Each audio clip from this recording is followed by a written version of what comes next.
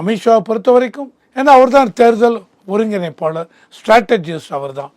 அமித்ஷாவை பொறுத்த வரைக்கும் of course with the blessings and support of Modiji. தமிழ்நாட்டில் டிஎம்கேவை தூக்கணும்னால் ஒருங்கிணைந்த ஏடிஎம்கே வேணும். அதுதான் அவங்க எதிர்பார்க்குறாங்க.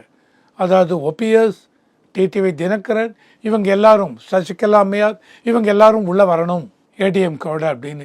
ஆனால் எடப்பாடியை பொறுத்த வரைக்கும் எடப்பாடி அந்த சீனியர் லீடர்ஸ் அவங்க எல்லாருமே எடப்பாடியோட இவ்வளோ நாள் இருக்காங்க இல்லையா, அவங்களுக்கு மனசில் ஒரு கலக்கம் இருக்குது. என்ன அந்த கலக்கம்னு பார்த்தீங்கன்னு வச்சுங்க, இவங்களை மறுபடியும் உள்ளே விட்டால் தன்னுடைய பதவிக்கே ஆபத்து வந்து விடுமோ, இவங்களை உள்ளே எப்படி விடுறது அப்படிங்கிற மாதிரி இதில் இருக்காங்க. அதனால தான் எடப்பாடி அமித்ஷாவோட தனியாக பேசும்பொழுது எங்களை கம்பல் பண்ணாதீங்க, இவங்களை உள்ளே கொண்டு வரணும் அப்படின்னு.